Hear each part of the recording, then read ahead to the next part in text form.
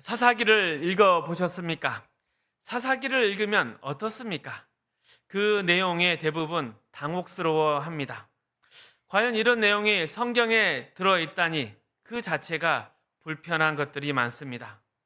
성경에 있는 책이라면 충성이나 결단, 그로 인한 멋진 신앙의 업적 같은 것이 들어있어야 될 것인데 사사기 안에는 그런 내용이 하나도 없습니다. 그래서 우리는 이런 사사기를 읽을 때 아니 어찌 이럴 수가 있단 말인가 하면서 대부분 분노합니다. 하지만 사사기는 그런 당혹스러운 일이 정말 일어났다는 것을 말하고 싶어 합니다. 우리 마음에 드느냐 안 드느냐 아무 상관이 없습니다. 성경은 일어난 일에 대해 감정을 배제한 채 담담히 전하고 있는데 우리가 그것을 읽으면서 자꾸 화를 냅니다. 그래서 사사기를 읽기 시작하려면 이 부분을 잘 생각해 보아야 합니다. 사사기를 어떻게 읽어야 할까요? 사사기 바로 앞에 있는 책은 여호수아입니다. 여호수아 24장에는 임종을 앞둔 여호수아가 남긴 유언이 기록되어 있습니다. 우리 좀 긴 본문이지만 여호수아서 24장 1절에서 13절 말씀도 함께 읽어보겠습니다. 여호수아가 이스라엘 모든 지파를 세겜에 모으고 이스라엘 장로들과 그들의 수령들과 재판장들과 관리들을 부르매 그들이 하나님 앞에 나와 선지라. 여호수아가 모든 백성에게 이르되 이스라엘의 하나님 여호와께서 이같이 말씀하시기를 옛적에 너희 조상의 곧 아브라함의 아버지 나홀의 아버지 데라가 강 저쪽에 거주하여 다른 신들을 섬겼으나 내가 너희의 조상 아브라함을 강 저쪽에서 이끌어내어 가나안 온 땅에 두루 행하게 하고 그의 씨를 번성하게 하려고 그에게 이삭을 주었으며 이삭에게는 야곱과 에서를 주었고 에서에게는 세일산을 소유로 주었으나 야곱과 그의 자손들은 애굽으로 내려갔으므로 내가 모세와 아론을 보내었고 또 애굽에 재앙을 내렸나니 곧 내가 그들 가운데 행한 것과 같고 그 후에 너희를 인도하여 내었노라.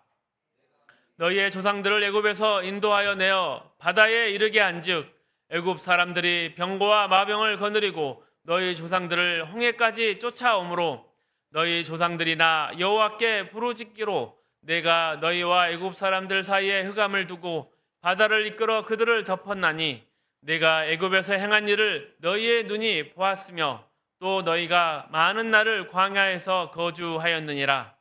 내가 또 너희를 인도하여 요단 저쪽에 거주하는 아모리 족속의 땅으로 들어가게 하매 그들이 너희와 싸우기로 내가 그들을 너희 손에 넘겨줄 때 너희가 그 땅을 점령하였고 나는 그들을 너희 앞에서 멸절시켰으며 또한 모압 왕 십볼의 아들 발락이 일어나 이스라엘과 싸우더니 사람을 보내어 보올의 아들 발람을 불러다가 너희를 저주하게 하려 하였으나 내가 발람을 위하여 듣기를 원하지 아니하였으므로 그가 오히려 너희를 축복하였고 나는 너희를 그의 손에서 건져내었으며 너희가 요단을 건너 여리고에 이른즉 여리고 주민들 곧 아모리 족속과 브리스 족속과 가나안 족속과 헷 족속과 기르가스 족속과 히 족속과 여부스 족속이 너희와 싸우기로 내가 그들을 너희의 손에 넘겨 주었으며 내가 왕벌을 너희 앞에 보내어 그 아모리 족속의 두 왕을 너희 앞에서 쫓아내게 하였나니 너희의 칼이나 너희의 활로서 이같이 한 것이 아니며 내가 또 너희가 수고하지 아니한 땅과 너희가 건설하지 아니한 성읍들을 너희에게 주었더니 너희가 그 가운데에 거주하며 너희는 또 너희가 심지 아니한 포도원과 감람원의 열매를 먹는다 하셨느니라. 아멘. 여호수아가 지금 실제 일어난 역사를 말하고 있습니다. 이스라엘의 역사를 하나하나 되짚으며 그 모든 것이 하나님의 일하심이었다고 말합니다. 하나님께서 400년 종살이했던 애굽에서 구원하셨다. 그렇게 꺼낸 백성에게 광야길을 걷게 하셨다. 만나와 메추라기, 구름 기둥과 불 기둥으로 40년을 보호하셨고 결국 약속의 땅으로 인도하셨다. 그 땅에 살고 있던 적들을 내쫓으시고 이스라엘에게 그 땅을 기업으로 주셨다. 이 본문에서 가장 중요한 단어는 무엇일까요? 그것은 바로 내가입니다. 곧 하나님이십니다. 아브라함을 불러내서 이삭을 주신 하나님, 이삭에게 에서와 야곱을 주셨고 에서에게는 세일산을 주신 이도 하나님이셨습니다. 4절의 주어는 내가 아닌 야곱과 그의 자손들로 되어 있지만 이들이 애굽에 내려간 일조차도 하나님이 요셉을 앞서 보내어 계획하신 일이었습니다. 그리고 5절에서 13절에는 이스라엘이 애굽에서 나온 일, 홍해를 건넌 일, 광야 생활을 거쳐 가나안 땅에 들어가 그 족속들을 모르는 일은 사람이 아니라 하나님이 역사하신 것임을 드러내고 있습니다. 이처럼 역사의 주관자이신 하나님이 야곱의 자손들에게 일어난 모든 일을 행하셨다 하고 기술하고 있습니다. 하나님이 모세를 보내어 어떻게 야곱의 자손들을 꺼내셨는가? 어떻게 그들로 광야 길을 걷게 하셨고 어떻게 가나안 땅의 적들을 몰아내셨는가? 어떻게 그들이 짓지 않는 집에 살고 심지 않는 것을 먹게 하셨는가? 이 모든 것을 구체적으로 언급하고 있습니다. 역사를 되돌아보면 하나님의 일하심이 보입니다. 이런 역사를 되돌아봄으로 하나님이 누구이신지 분명히 알라는 것입니다. 그런 역사가 이제 사사 시대로 이어집니다.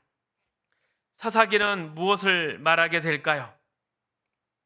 이 백성이 적과 꿀이 흐르는 땅에 들어왔으나 내 말을 듣지 아니하였다. 그래서 내가 사방에서 적들을 일으켰다.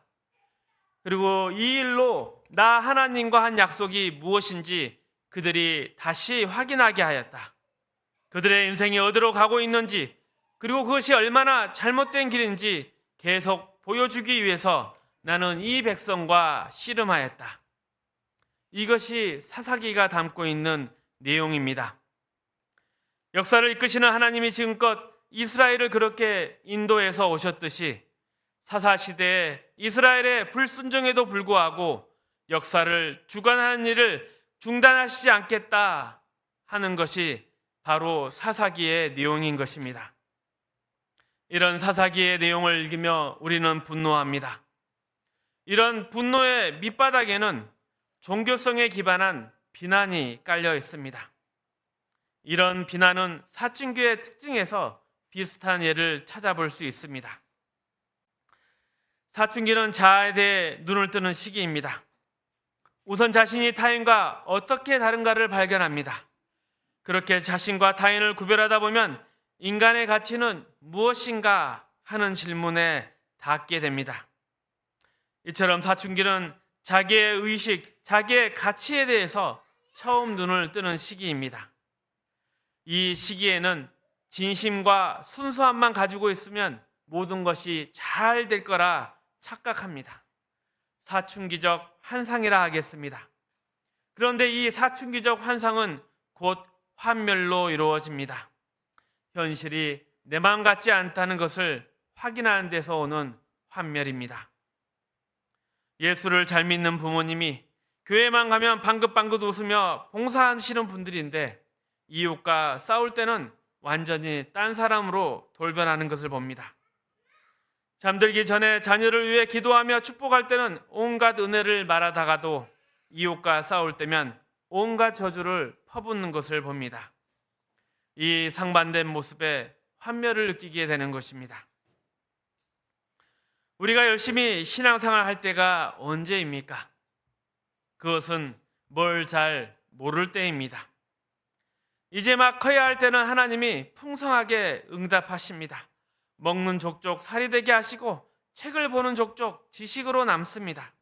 도대체 남들은 왜 아픈지, 왜 공부를 못하는지 도저히 이해가 안 됩니다. 그런 시절을 거쳐 드디어 전부가 아닌 것을 알게 되는 날이 옵니다. 이것이 무엇인가? 공부 잘하면 어디에 써먹을 것인가? 몸이 좋아지면 어디에 써먹나 하는 회의감이 찾아옵니다. 왜 이런 생각을 하게 되겠습니까? 이전과는 달리 인생이 즐겁지도 만족스럽지도 않기 때문입니다. 삶의 답이라 생각했던 것이 인생의 다양한 문제 앞에서 답이 되지 않는다는 사실을 깨닫기 때문입니다. 그래서 사사기를 읽게 되면 분노합니다. 분노하는 이유는 불안하기 때문입니다. 너희는 하나님이 택한 선민이잖아. 그리고 10가지 재앙을 보았잖아. 그리고 하나님이 직접 갈라주신 홍해를 걸어서 건넜잖아. 바위 반석에서 물을 마시지 않았느냐? 그런데 이 모든 기적을 누린 너희의 모습이 이렇다면 나는 도대체 어떡하란 말이냐? 이런 비난이 숨어 있는 것입니다. 덜컥 겁이 납니다. 이스라엘이 그 많은 복과 약속을 받고서도 그처럼 실패했다면 나라고 별 수 있겠는가? 이렇게 큰 기적으로 불러내신 백성을 하나님이 실패하게 놓아두시면, 그리고 또 이처럼 벌을 주신다면 나 같은 사람은 어찌 되겠는가? 하나님이 나를 버리실까봐 겁이 나는 것입니다. 사사기처럼 되지는 말아야겠다 생각하지만 막상 그렇게 살 실력이 없으니 겁이 나는 것입니다. 그러나 사사기를 읽으며 우리 마음에 채워야 할 것은 이스라엘에 대한 비난이 아닙니다. 사사기를 통해 우리는 인간의 한계와 죄의 무서움을 깨달아야 합니다. 그리고 더 깊은 신앙으로 나아가야 합니다. 참 인간이란 정말 한심한 존재구나. 죄라는 것이 정말 무서운 것이구나. 하나님이 함께 하시지 않으면 인간이 겪을 비참한 삶이라는 것이 이런 것이겠구나 하는 것을 깨달아야 합니다. 그리고 이와 함께 이런 인간의 못난 모습, 죄의 비참을 보더라도 자포자기에 빠지지 않고 하나님 도와주십시오. 하나님께서 저를 이곳에 보내셨으니 이곳에서 하나님의 사람으로서 서 있을 수 있도록 은혜를 주옵소서 하는 마음을 가져야 하는 것입니다. 이런 깨달음이 있어야 우리는 삶의 자리에서 도망치지 않고 감당할 수 있습니다. 온갖 현실에 맞서고 시도 때도 없는 도전에 응할 수 있는 것입니다. 이번 일만 잘 풀면 다 내려놓고 전적으로 헌신하겠습니다. 마치 하나님 앞에 보험을 들 듯한 신앙의 수준을 넘어서게 되는 것입니다. 일이 내 마음대로 풀리지 않을 때라도 하나님 정말 억울합니다 하는 원망이 아니라 감사를 고백할 수 있게 됩니다. 실패의 자리, 죽음의 자리에서도 하나님은 선을 만들어내시는 분이십니다. 비록 지금은 넘어져서 다시 일어서 보겠습니다. 아무리 주의 목전에서 쫓겨났다 하더라도 다시 주의 전을 바라보겠습니다. 이런 신앙의 성숙이 생겨나는 것입니다. 사사기는 변명하거나 회개하지 않습니다. 사사기는 죄의 무서움을 냉정하게 사실로 기록하고 있을 뿐입니다. 감상이 배제되어 있습니다. 이스라엘이 어떻게 이럴 수 있을까? 하나님은 왜 이런 짓을 그냥 하게 놔두셨을까? 그렇다면 우리 같은 사람은 어떻게 될까? 이런 것에 매여 있지 않습니다. 그저 하나님의 일하심과 하나님의 인도하심에 대해 묵묵히 써내려 갈 뿐입니다. 여러분은 이 하나님을 알고 계십니까? 인간이 무엇인지, 죄가 무엇인지, 현실과 세상이 무엇인지 성경보다 더 적나라하게 말하는 것은 없습니다. 그리고 하나님은 우리는 그저 웃으며 대충대충 살아가게 하시지 않습니다. 하나님 이 중에서 대충 타협하시죠? 말하게 놓아두시지 않습니다. 성경을 통해 하나님은 우리를 벌거벗기시고 속속히 해부하십니다. 왜 그러실까요? 하나님은 우리와 타협하지 않겠다고 작정하셨기 때문입니다. 하나님이 인간을 향해 품으신 목적을 이루는 일에 타협이란 있을 수 없다. 이것을 말씀하고 계십니다. 그리고 이것은 단순히 옳고 그름을 판정하여 끝내는 문제가 아닙니다. 신앙의 목적과 내용을 깨달아서 우리가 하나님 앞에 항복하기까지 하나님은 계속 우리를 밀어붙이실 것입니다. 그래서 사사기가 읽기 어려운 것입니다. 우리가 익히 잘 알고 있는 한 인간의 한계, 비겁, 변덕과 배신, 음모와 더러움, 악의가 역사로서 우리 앞에 나열되어 있기 때문입니다. 그것도 계속 반복해서 나타나 있습니다. 하나님, 이 부끄러운 일을 꺼내서 도대체 무엇을 하시겠습니까? 그러니 이스라엘을 비난하며 마치 자기는 그들보다는 괜찮은 사람인 듯 스스로를 속여서는 안 됩니다. 울고 회개하는 것으로 다 끝나는 것이 아닙니다. 하나하나 조목조목 회개했다고 그냥 지나갈 수도 없는 것입니다. 우리의 존재를 다 동원해서 살아내야 넘어갈 수 있는 문제입니다. 아무리 큰 소리로 아뢰고 또 눈물로 콧물로 회개한다 해도 직접 살아내는 일이 없이 그저 말뿐이라면 우리의 삶은 사사기와 다를 바 없는 것입니다. 그렇게 말로 눈물로 넘어갈 수 없습니다. 사사기 2장에서는 우는 장면이 나옵니다. 그래서 그곳의 지명이 보김입니다. 우는 자들이란 뜻이죠. 그들이 한 것은 그저 그렇게 우는 게 전부였습니다. 그러나 하나님은 대강 넘어가시지 않습니다.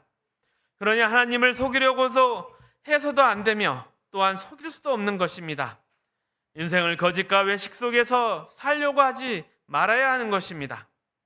하나님은 그 너머에 진실까지 함께 가자고 하십니다. 거기까지 따라가야 하는 것입니다. 그러면 세상이 줄 수 없는 또 비교할 수 없는 참된 것이 우리를 기다리고 있습니다. 진리가 너희를 자유케 하리라. 이것을 경험하게 될 것입니다. 자꾸 우리는 사사기에 나오는 이스라엘 백성들을 비난하며 우리 인생을 떠넘기려고 합니다. 이런 일은 우리의 일상에서도 흔히 찾아볼 수 있는 것입니다. 아침이나 저녁에 핸드폰으로 뉴스를 보면서 유튜브를 보면서 누군가를 욕하면서 자기 짐을 떠넘깁니다. 잘못한 누구에게 비난받아도 싼 누구에게 자기 책임을 떠미는 것입니다.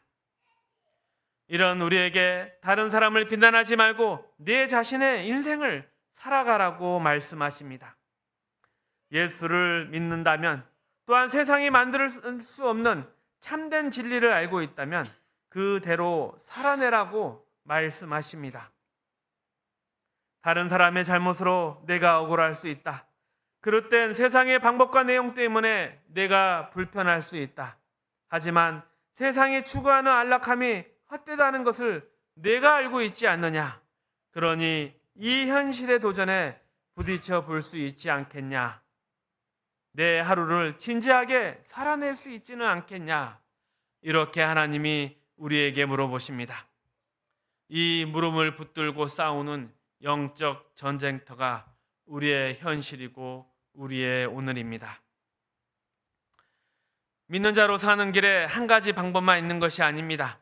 사람마다 길이 다르고 각자의 삶이 다릅니다.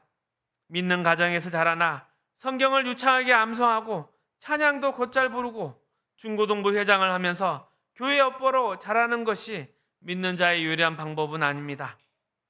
사춘기 때 교회를 떠나 담배 피우고 술 먹고 나가 놀았다 해도 믿는 자로 살 기회가 박탈되지도 않는 것입니다. 주께서 부르시면 다 돌아옵니다. 그리고 그 모든 날이 헛되지 않게 만드십니다. 그 헛되고 잘못 살아온 삶 속에 하나님께서 은혜를 담으셔서 그냥 바르게만 자라왔다면 결코 만들어질 수 없는 내용을 하나님이 만들어내십니다. 나무의 나이테에는 무성한 여름뿐만 아니라 혹독한 겨울도 들어있지 않습니까? 물론 이 말은 아무렇게나 살아도 된다는 이야기가 아닙니다. 잘못한 거로 끝나게 하지 않게 하실 것이다. 그러니 하나님의 넉넉하심을 믿고 담대히 살아라. 이것이 성경 전체가 하는 증언입니다. 그리고 그 대표적 증언이 바로 사사기입니다. 그러니 자책이나 연민이나 변명에 붙잡혀서 실제 삶을 살아가는 일에 실패하지 말아야 합니다. 잘하느냐 못하느냐는 그 다음 이야기입니다. 잘했는지 못했는지 지금 우리가 다 판단할 수 있는 것이 아닙니다. 먼저 살아봐야 하는 것입니다. 하나님이 우리의 인생에, 우리의 부족한 결정에 늘 함께 하십니다. 사사기의 바탕에 놓인 분명한 전제가 무엇입니까? 하나님은 우리의 결정을 존중하신다는 것입니다. 물론 이 존중은 망가져도 괜찮다, 포기해도 괜찮다 하는 뜻이 아닙니다. 하나님은 우리의 불안정한 결정 속에서도 일하신다는 것입니다. 이것이 바로 사사기의 가르침이고 성경의 가르침인 것입니다. 말씀을 맺습니다. 사사기의 중요한 전제는 선택과 자유입니다. 이 전제를 모르고 읽으면 사람들이 왜 이렇게 못났을까? 왜 이리 바보같이 굴었을까? 하는 비난밖에 안 나옵니다. 그런데 사사기를 읽으면 그들의 잘잘못으로 그들의 운명이 결정되지 않는 것을 봅니다. 그들의 운명은 그들을 붙들고 계시는 하나님이 궁극적으로 정하실 것입니다.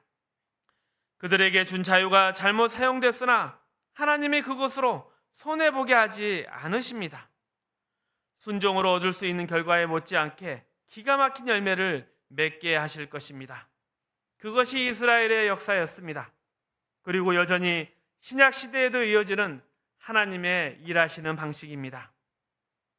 그런데 우리는 하나님의 기다리심과 그 기다리심의 깊이를 모르기 때문에 늘 조바심을 내고 쉽게 판단합니다.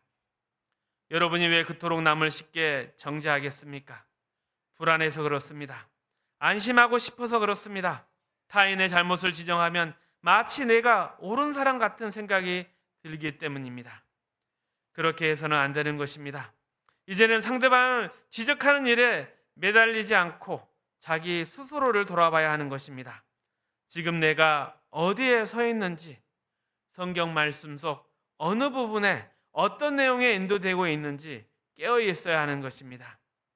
우리에게는 각각의 생애가 있습니다.